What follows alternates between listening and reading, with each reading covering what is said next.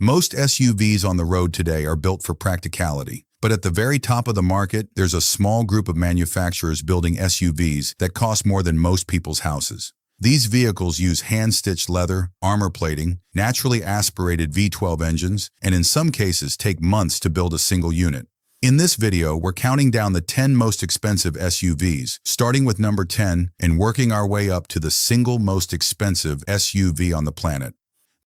The Alpina X B7 is what happens when a small German tuning house gets its hands on BMW's largest SUV and refuses to leave anything alone. It's built on the same platform as the BMW X7, but Alpina swaps in its own turbocharged 4.4-liter V8, pushing output to roughly 630 horsepower. That's enough to get this 3-row, 7-seat SUV from 0 to 60 in under 4 seconds, which is a genuinely strange number for a vehicle this size and weight.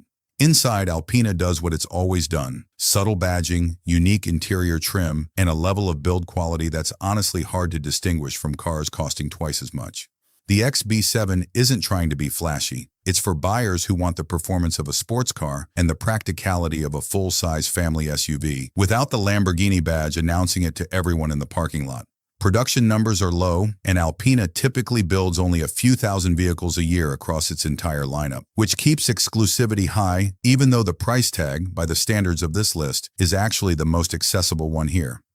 Maybach used to be its own standalone ultra-luxury brand under Mercedes, and today it exists as a trim level applied to Mercedes' most expensive models, including the GLS. The Maybach GLS 600 takes the standard GLS, already a large and well-equipped SUV, and adds nearly everything Mercedes engineers can think of. That includes a twin-turbo V8 with mild hybrid assistance producing 550 horsepower, reclining rear seats with footrests and calf massagers, and a rear cabin that's noticeably quieter than the front, thanks to extra sound insulation between the two rows. The exterior gets a two-tone paint scheme as standard, a wider grille, and 23-inch wheels. But the real story is in the back seat. Maybach builds this SUV primarily for people who are driven, not people who drive. Business executives, government officials, and high-net-worth families use the GLS 600 as a chauffeured vehicle in markets like China, the Middle East, and North America. The ride quality, thanks to e-active body control suspension that can lean the car into corners like a motorcycle, is engineered specifically to make the back seat feel like a private lounge. The Escalade has been a status symbol in the United States for over 2 decades, and the Escalade V takes that formula and adds a supercharged 6.2-liter V8 borrowed from Cadillac's performance division, producing 682 horsepower. That makes it the most powerful Escalade ever built, and one of the quickest full-size SUVs in America, capable of hitting 60 miles per hour in about 4.4 seconds, despite weighing close to 3 tons.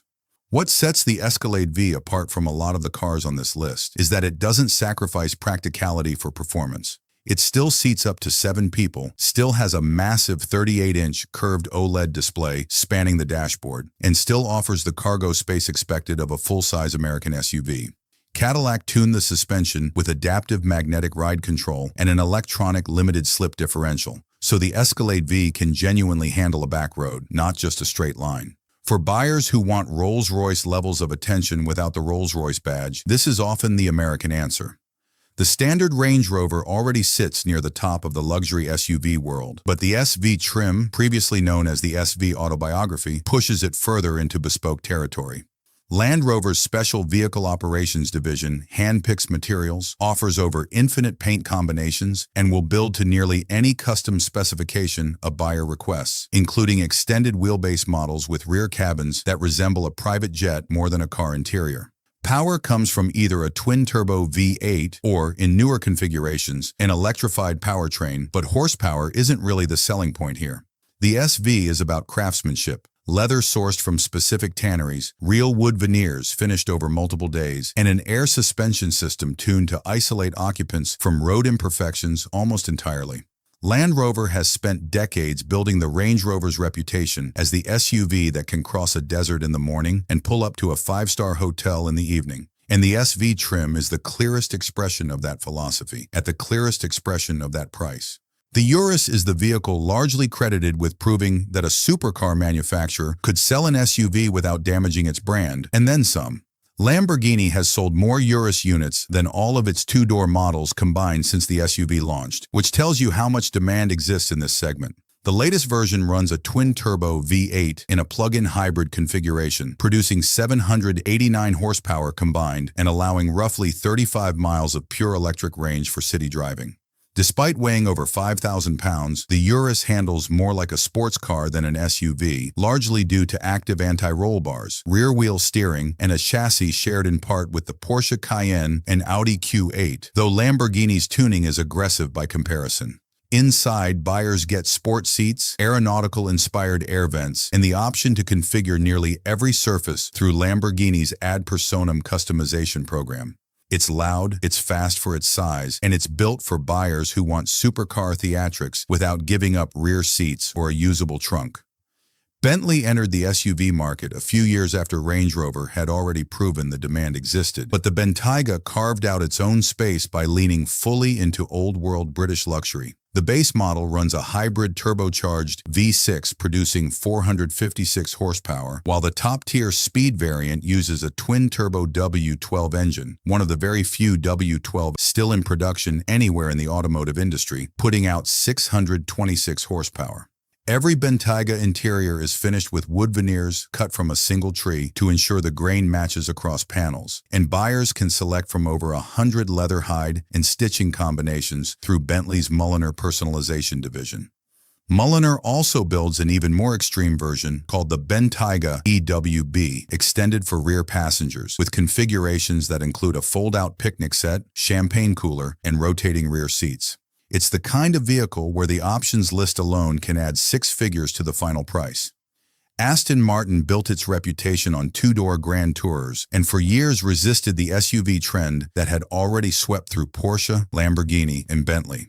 When it finally released the DBX, it built the most powerful version first, the DBX 707, named for its 707 metric horsepower rating from a Mercedes-AMG-sourced twin-turbo V8. The newer DBXS variant pushes that even further to 727 horsepower, making it one of the quickest SUVs in the world in a straight line. What separates the DBX from other performance SUVs on this list is chassis engineering. Aston Martin built it on a bespoke aluminum platform rather than borrowing heavily from another manufacturer's SUV underpinnings, which is part of why it's consistently rated among the best-handling large SUVs by automotive reviewers.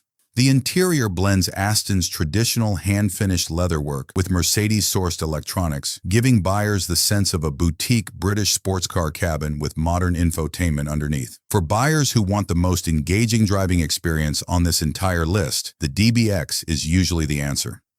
Ferrari spent decades publicly insisting it would never build an SUV. When the Purosangue finally arrived, the company avoided the word entirely, calling it a four-door, four-seat sports car instead. Underneath that branding is a genuine SUV with raised ground clearance and four doors. The rear pair open in a rear-hinged suicide door style, a first for Ferrari.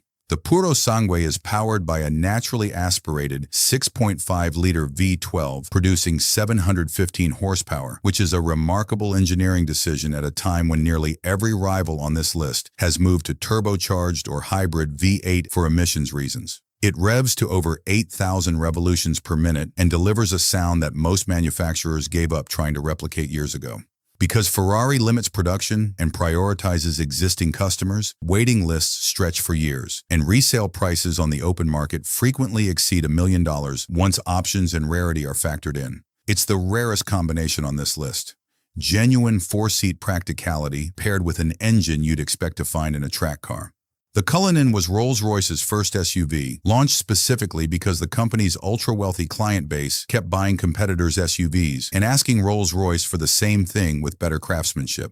The result is an SUV that starts at roughly the same price as a house in most parts of the world and climbs from there based almost entirely on how much customization a buyer wants. The Black Badge Series 2 variant adds a darker, more aggressive aesthetic, along with a tuned version of Rolls-Royce's twin-turbo V12, producing over 600 horsepower. But the engineering highlight is the suspension, a camera-based system that scans the road ahead and adjusts the dampers in real time, a feature Rolls-Royce markets as Magic Carpet Ride. Inside, buyers can commission a Starlight headliner, a roof lined with hundreds of fiber optic lights arranged to resemble a night sky, entirely custom to each vehicle. Rolls-Royce's bespoke division will build almost anything a client asks for, and it's not unusual for a fully customized Cullinan to cross 7 figures once every option is added. At the very top of the list is a vehicle most people have never heard of. The Karlmann King is built on a Ford F55 truck chassis by a small European-Chinese manufacturing team, and it's less an SUV in the traditional sense and more a hand-built armored land yacht.